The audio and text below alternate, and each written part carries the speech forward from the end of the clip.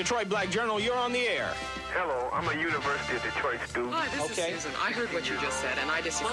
My name is Bill Harris. I have a question to ask. And I'd like to respond to Thanks that. again. I think that's mythological and short. Live from the studios of WTVS, Detroit Black Journal proudly continues its award-winning years of history, news, and current affairs from a black perspective. Good evening and welcome to Detroit Black Journal. I'm Trudy Gallant, filling in for the vacationing Ed Gordon. Tonight we have a very special edition of DBJ, a look back at a historic event in our city. It was 25 years ago this week when thousands of Detroiters joined Dr. Martin Luther King Jr. in a march for civil rights. They came from everywhere and they started gathering about sunrise. They came up the river.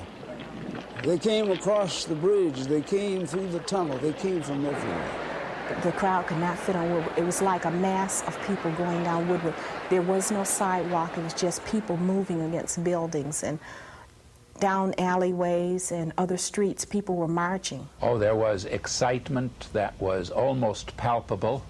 Lots of people, white and black alike, joining hands, marching, singing.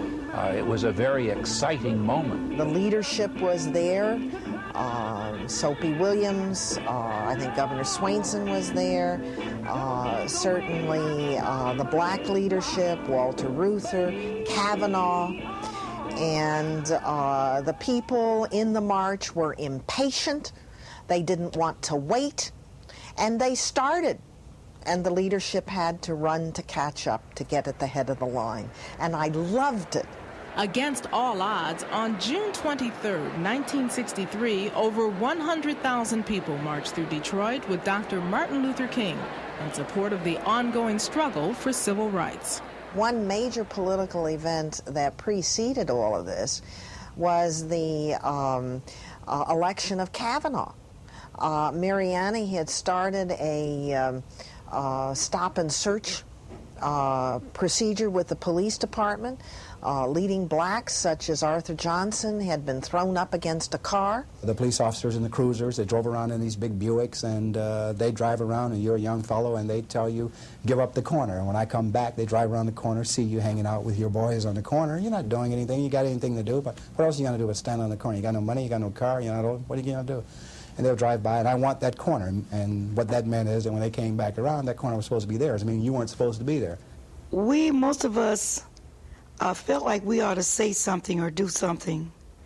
And listening to the news about the recent killing of Medgar Evers and the bombing of the homes of Martin Luther King and his brother A.D. King, and the hosing of the children and the police dogs that Bull Connor was raving havoc with in Birmingham, we just felt like we ought to say and do something.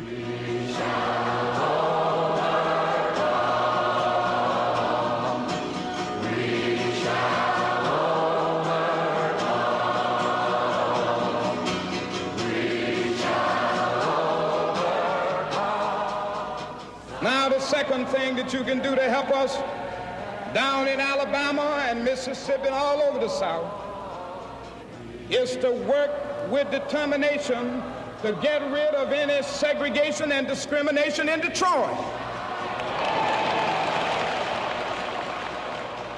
That day had changed my whole life because for the first time I was black, I was proud, I was excited, I was accepted. We have each other, and there's a need for that reaffirmation every so often. I think that was, for me personally, was the benefit. Dr. King came to us in a time when there was hopelessness spiritually and morally, and turned this nation around, not just for black people, but Dr. King's life in this country has affected the life of about everybody in it. Joining us in the studio are Dr. Claude Young, the president of the Michigan chapter of the Southern Christian Leadership Conference, a group active both in the 1963 march and a second commemorative march coming up this Sunday. Councilman Nicholas Hood was also active in the 1963 march, and he says he'll be there again on Sunday. And Dr. William Anderson is a civil rights activist who will be honored as an unsung hero at a special anniversary dinner sponsored by the Michigan Coalition for Human Rights Thursday night. As always, we welcome your questions and comments. Give us a call at 872-4040. So I saw a lot of laughing and talking and reminiscing as we looked at that tape a few minutes ago. What stands out most in your mind, Dr. Young, about that day? Well, really and truly, the crowd. We just was overwhelmed, had absolutely no idea, preparation, or anything as to a crowd of that nature. And I assume that in addition to that, I didn't see any restlessness. I didn't detect anything but people who were just satisfied on a hot day, that was patient and were really ready for the excitement, but certainly that being there seemed to have been their objective and the goal accomplished. A special day. A special day. It was just a special day that everyone was so glad they came. Great. Councilman Hood, I know you were very active in trying to recruit other churches and getting them to come, and particularly white churches. Was it tough to convince people to come down that day? Yeah, what many people don't remember is Reverend Franklin was the leader, but Reverend Franklin was really out there by himself. He did not have the support of the general ministry as he talked about a march. So none of us, I agree with you, Dr. Young, none of us knew what was going to happen. But when we headed downtown after church, you couldn't get on the freeway, you couldn't get on the streets, and I just didn't know what was happening. It was an exciting experience. Great. Dr. Anderson, I know we talked earlier, and you were very close with Dr. King, and I know he was particularly pleased about Detroit that day. Yes, I think we all were. Many of us had experienced being in marches down in Georgia and in Alabama, and we thought a large march was maybe 1,000 people. That was a crowd that was simply overwhelming and would take any city by storm. To be in a place like Detroit and to have as many as 125,000 people joining the march, it was something that exceeded our furthest imagination. And of course, Dr. King was as surprised as most of us that we would get such a response. But at the same time, I believe that we all felt if the response of this magnitude could come anywhere in the United States, it would be in a place like Detroit. And we were very thrilled by the number of people that turned out.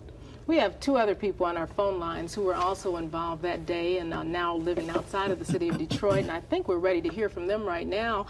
The first is a familiar name in the Detroit area, former Judge James Del Rio, who now lives in California, and we're going to hear a little bit from him.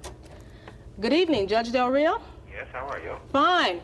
I noticed in some of the pictures that you were right there in the front row. What was it like being in the front row of such an incredible march that day? Well, it was quite normal since I was chairman of planning and I had the responsibility of putting the people in the front row.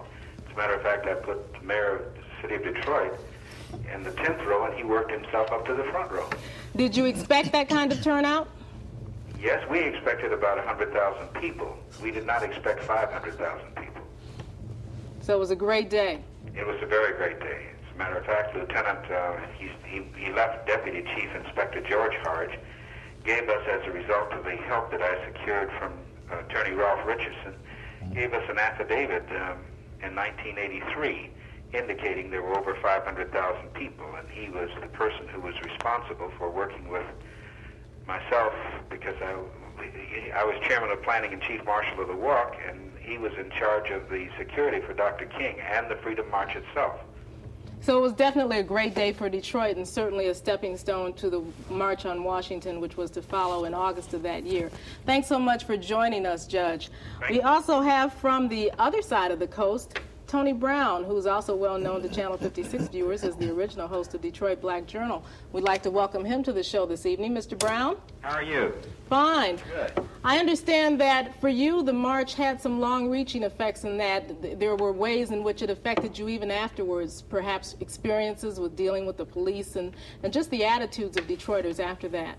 Well, I think to keep history straight, Judge Del Rio just said he was the chief marshal and I was the coordinator of the march, and I was very young at the time, of course younger than I am now, and I was probably young enough to believe that we were going to have that many people. because I was running the office every day, and I tried to warn the police that we needed that many staging area streets, and they didn't believe me. But the second thing that happened that had a tremendous impact, I remember I was down on Wayne's campus, and we were having a rally, getting people to come to the march and so forth, and a white police officer stopped me when about 200 of us crossed the street, jaywalking on the campus. And I asked him why was I so lucky, and he then went through one routine, and I really had internalized a lot of that for a number of years in Detroit, but on this day, full of what I was doing and feeling the way I was feeling, and tired of seeing black people bitten by dogs and shot by water hoses every night on the 6 o'clock news, I told him, well, you know, if that's the way you feel, you can just put me in jail. At which time he put me in his car and explained to me that some of his best friends were Negroes, and that he regularly had dinner with some of the leading Negroes in Detroit and so forth and so on. I remember at that very moment I knew that I had changed, and I believe he knew that he had changed, and at that moment we were sort of a microcosm of a macrocosm of what happened in Detroit. I think on that date in Detroit, black people in that city and all over the country, because that march was really the prototype for the March on Washington in August of that year. And they only had 250,000 people, and we had 500,000 or whatever it was in Detroit. But it was a tremendous crossroads for all of us. And as Reverend Hood, I think I heard say, it was not a unanimous event, unanimously supported by black leadership. And let us not rewrite history. The Reverend Franklins and the Del Rios and a number of other people I could name in Detroit were the radicals, and the blacks on the outside who became inside in a certain way. So I think we always have to look at our history in terms of there's got to be a new wave of blacks who take the cutting edge of our movement, who move the rest of us out with them. I think that's a lesson we shouldn't forget, as well as not forgetting what a magnificent display it was of civility and control on the part of the black community in Detroit. Okay, thanks so much for sharing that memory with us this evening. Thanks for talking to us. Reverend Hood, you are now involved in the political process, and as was mentioned, not only was there some apprehension among some black leaders, I understand that actually some of the white politicians kind of just decided that day at the last minute to join in. How have we evolved since then? What kind of progress do you think we've made? Well, I think what's happened is that that was a protest movement, and we've gone from protest to politics. That means that since that particular time, we have increased our representation in the state legislature, in the city council, in the halls of government. I think the significance of what has happened is that now we're protesting through the mechanisms of government. And that's a more solid way, but we have to increase even that activity because we still are a minority in terms of elected officials. Now, there's another march planned for this Sunday, Dr. Young. What basically is the purpose of that? I've heard two different reactions. Well, it's nice to reflect, and then I've heard other people say, I have been to enough marches and, you know, it's time to move on to something else. Well, the last statement you made is one that you hear an awful lot, and it's very sad. Marches are a form of demonstration. Marches are a form of what you might say protest.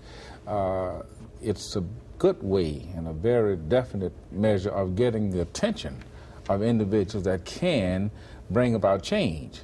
The ones that say that usually have had no experience, they haven't been to any marches, if they were in marches, they got caught in the traffic just trying to move of some kind and don't know what it was all about, you see, those. So that is really not happening.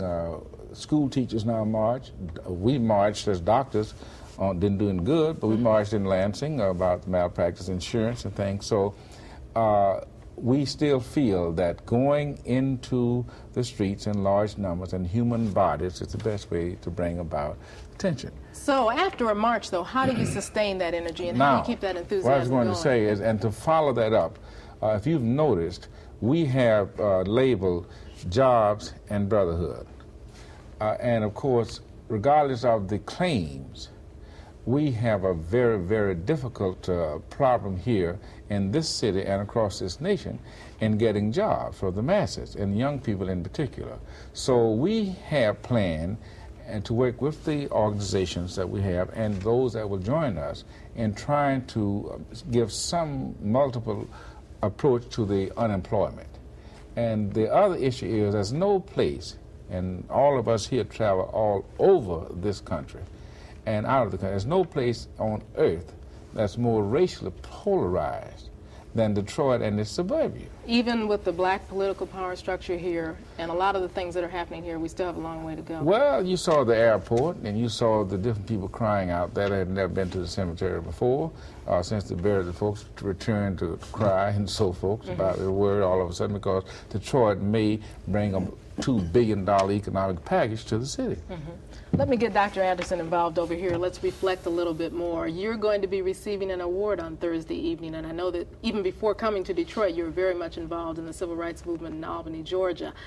You were close to Dr. King, and one of the things that I don't think was mentioned so far was the fact that the I Have a Dream speech that was made in Detroit was a prototype for the one that's so famous now from Washington. But yet you were telling me how Dr. King kind of would adjust his speeches.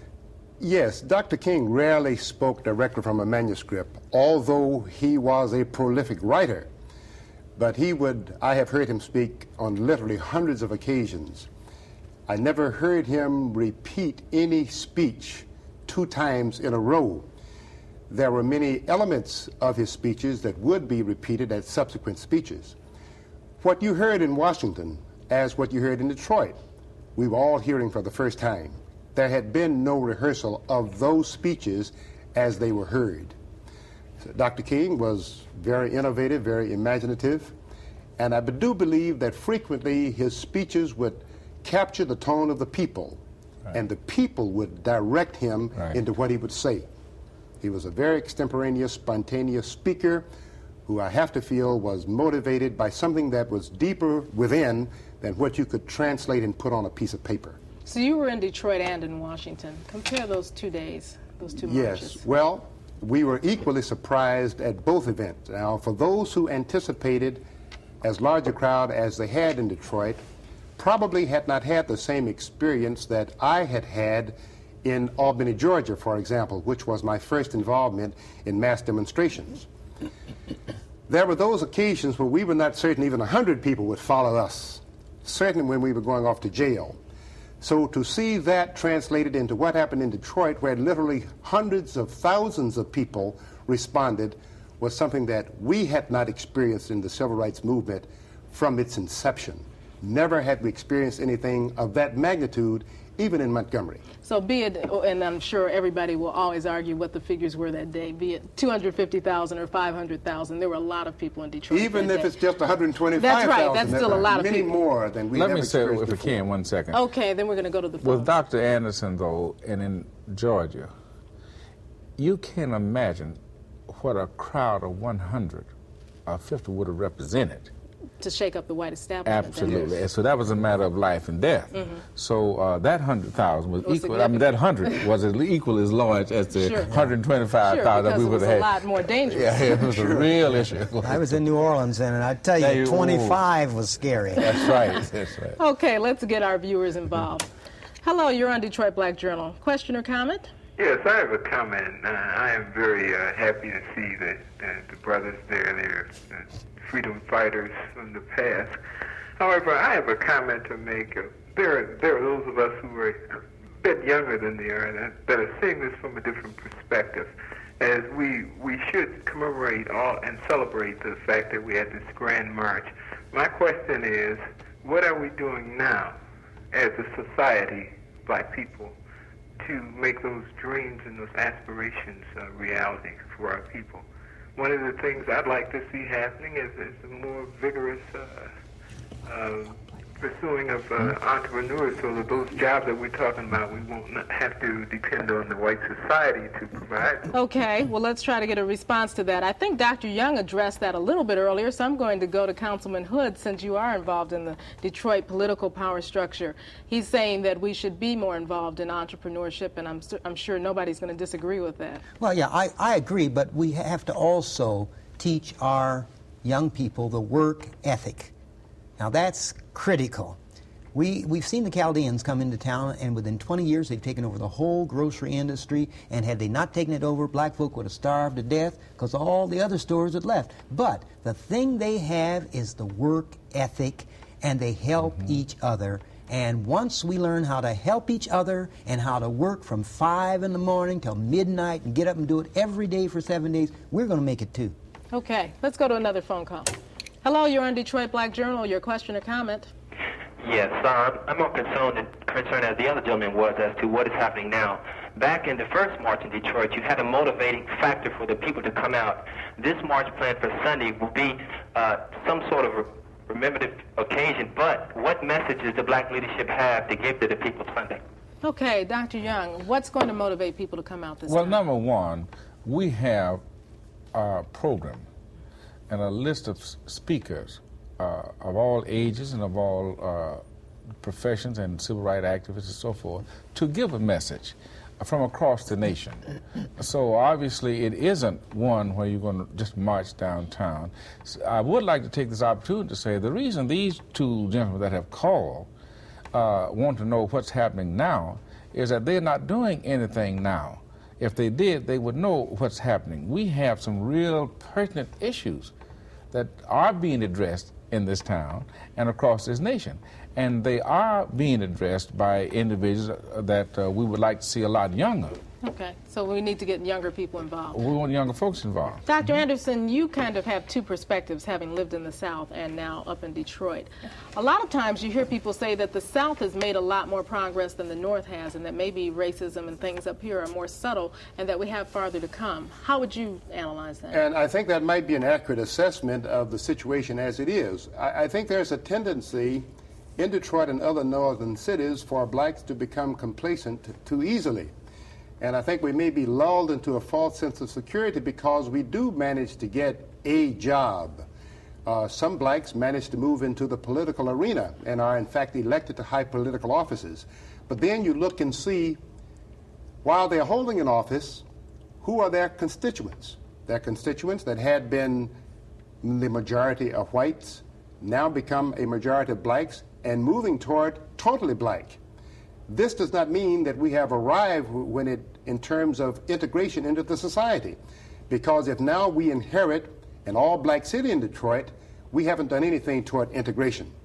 I think it's important that we have this march and any other demonstration that will refresh our memories of what has happened, and of course for some you are informing them for the first time of how things were 25 and 30 years ago, because if we are not constantly reminded, we will slip back just where we were 25 or 30 years ago. And I think we have seen a move in that direction very dramatically over the past 8 years under the leadership of President Reagan. I think that he has given comfort, he has given solace to those who would in fact turn the tables back, and we will have no affirmative action programs if this trend continues. There will be no jobs, there will be nothing for entrepreneurs to do if we are not more vigilant, if we're not constantly reminded of where we are, where we've come, and how we got here. Okay, Dr. Young, we're into our last minute. I can't come to the march on Sunday, let's say. What should I do on Monday? What should I do after the march to keep the spirit going? Well, there will be some programs, and they can contact either one of the headquarters of SCLC. We have some Black Junior Chamber of Commerce where we're trying to hire youth for a day and things. We are getting into that. The NAACP has a new job economic program coming, so they can do that. So the important thing is to become involved some way, Become involved and seek those where they actually. That's the purpose of the demonstration. Let you know something is going on someplace, and if you're interested, try to find out. Become involved. And if you can't do anything else, register and then get out and vote on August the 2nd. That's okay, right. Great. Very good. Thank you all for joining me this evening. That's all for tonight, but remember the two events this week commemorating the 1963 March. Celebrate the Dream is the special dinner Thursday night sponsored by the Michigan Coalition for Human Rights. For more information, call 832-4400. That's 832-4400 between 9 and 4:15. Walk to Freedom 2, the 25th anniversary march and rally, is this Sunday afternoon at 4 o'clock. For more information, call 963-5065. That's 963-5065. We close tonight with more sights and sounds from June 23rd, 1963. I'm Trudy Gallant. Have a good evening.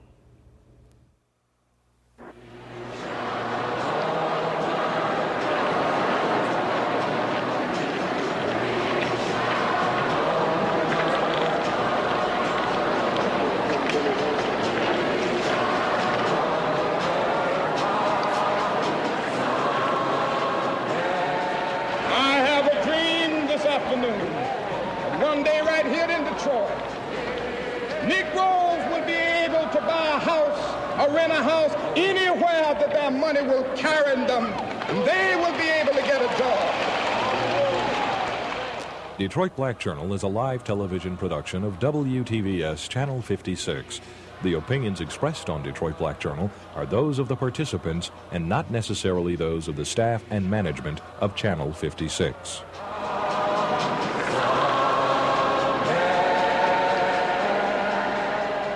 So this afternoon I have a dream. It is a dream deeply rooted in the American dream. I have a dream that one day, right down in Georgia and Mississippi and Alabama, the sons of former slaves and the sons of former slave owners will be able to live together as brothers. I have a dream this afternoon that one day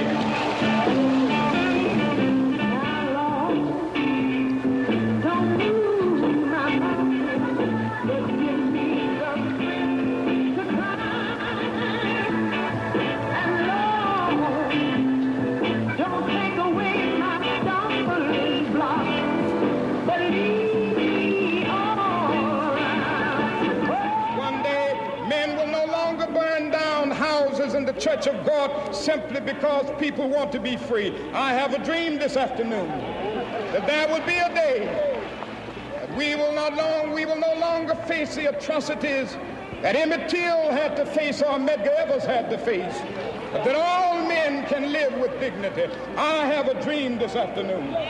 Walk with me, love. Walk with me. Walk with me, Lord. Walk with me. I have a dream that one day every valley shall be exalted. Every hill and mountain shall be made low. The rough places will be made plain, and the crooked places will be made straight, and the glory of the Lord shall be revealed, and all flesh shall see it together.